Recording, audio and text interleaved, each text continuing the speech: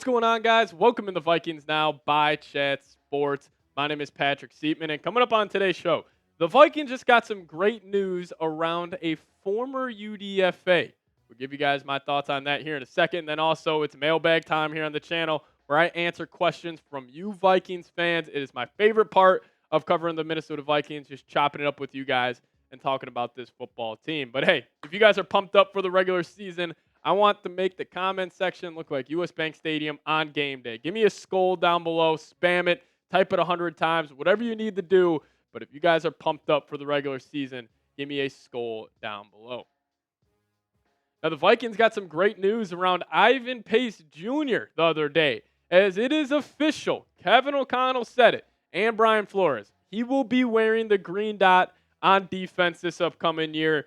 And what a cool just story for Ivan Pace. I mean, this was a man who was a UDFA last year, went undrafted after having 21 and a half tackles for loss his senior year at Cincinnati, didn't get drafted, signed with the Minnesota Vikings, ended up being a starter in his rookie year, and he filled it up in the stat sheet, and now he gets to be calling the plays for the defense. I think it's one of the cooler, stories we have here in the NFL. But how did he grade out last year, and how did he perform? I do think Will Anderson deserved to get Defensive Rookie of the Year, but Ivan Pace was a close second. Now, PFF graded him out as a 77.1 overall, run defense at 61.2, pass rush fantastic at 78, as Flores, used him as a weapon in that department last season, and actually his coverage grade at 77.7. Fantastic for Pace, considering he is an undersized linebacker, but he also had 3 sacks, 70 tackles, also had the interception in that infamous 3-0 win over the Raiders last year. And I think he, joins I wouldn't say loaded linebacker group, as obviously, there's not a lot of depth at this position with Grugier Hill, who I don't love, and then Asamoah, he is what he is at this point. But I'll tell you what, he's joining Blake Cashman, and this duo this next season is going to be awesome. It's going to remind me a little bit of Kobe and Shaq, as funny enough, Blake Cashman, the best user linebacker in Madden. If you guys play Madden, use Blake Cashman. He's super fast, super tall. Just a little tidbit on him there. But he's been looking great too this preseason, and he actually is fully healthy right now. And he was awesome for the Texans this past season. PFF graded him out very high. 83.7 overall, 84.7 in run defense grade. Pass rush solid as well, 73.5. Coverage, 75.4. Had 68 tackles last year, had 1 interception, 3 pass breakups. He actually found the end zone once last season as well. And he also had 2 sacks last year for the Texans. And favorite part about Cashman, grew up in Minneapolis, played his collegiate football for the Golden Gophers, and now he's going to be playing for his for the team he grew up rooting for in the Minnesota Vikings. And I don't think this is a hot take. The Vikings defense will be undisputed top 10 in the NFL this next season. And I think if you went and asked a common fan, what do you think about the Vikings defense? They'll probably just say it's all right. They got a good group. They got a good D coordinator. But I don't think anybody is seriously talking about the Vikings defense being one of the better groups in the NFL. You just look at the talent on that side of the football. Like Grenard, a true top edge rusher. Van Ginkel, one of the most versatile players in the NFL. Hopefully Dallas Turner ends up popping so you'd be able to get to the quarterback. And then you got 2 really good linebackers in Pace and Cashman. And now you look at this cornerback group, which was a major concern. But if you roll out Byron Murphy and Stephon Gilmore and Shaq Griffin as your 3, you're feeling okay with that. And then you also have one of the better safety rooms in the NFL. And then on top of all that, Brian Flores is your defensive coordinator, one of the smartest defensive minds in the entire league. I think it's going to be undisputed top 10, and I could potentially see it being top 5. But let's show love to our defensive coordinator here, as there's some drama around him and Tua going on over the last week or so. So let's show him our support as Vikings fans. Give me a skull flow, down below in the comment section, and show Flo some love. Now, coming up next year on the show, we're going to be getting into the mailbag section, so stay tuned for that. But first off, I want to tell you guys about today's presenting sponsor, and that is PrizePicks. Shout out to PrizePicks for sponsoring today's show, as if you guys download the PrizePicks app and use promo code CLNS, we'll match your first deposit up to $100. Now, PrizePicks is America's #1 daily fantasy sports app with over 5 million active members. PrizePicks is the easiest and most exciting way to play daily fantasy sports. And unlike other apps on PrizePicks, it's just you against the numbers. Now, I already got a lineup for week 1 of the football season. I'm going to be taking the more on Caleb Williams' passing yards, the more on Jefferson's receiving yards, and then I think Caleb's going to be finding DJ Moore a lot week 1. So I'm going to take the more on his receiving yards as well. But hey, if you guys want to fade my picks or ride with my picks, just do so at PrizePicks. So download the PrizePicks app today and use promo code CLNS for a first deposit match up to $100. That's code CLNS on PrizePicks for a deposit match up to $100. PrizePicks, run your game. I'll put that link for you guys in the comments section and description of today's show. But shout out to PrizePicks for sponsoring today's edition of Vikings Now. First question coming in from Landon Turek. Shout out to Landon, saying, is there any potential breakout interior D-line players on the Vikings? Great question there, Landon. First name I think of is Levi Drake Rodriguez, 7th-round pick. He's popped in a couple games in the preseason. He plays with swagger. He plays with, this intensity that I love from the D-line. And after every single play, he is making noise. Like, even if he is just semi-involved on a play, but it's positive for the defense, he is getting up, giving a let's go. He just plays with that swagger, plays with that confidence. But a guy that will for sure be getting rotational reps this year, keep your eyes out on Jerry Tillery. Hasn't worked out in the NFL so far in his career, but he was a former first-round pick. Vikings D-line coach is raving about him so far, saying he is in just phenomenal shape. So I'd probably go Tillery or Levi Drake Rodriguez.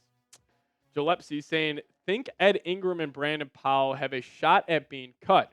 Ingram can be upgraded by just about all of our backup guards, and I believe Powell is our 6th best wide receiver at this point. LOL.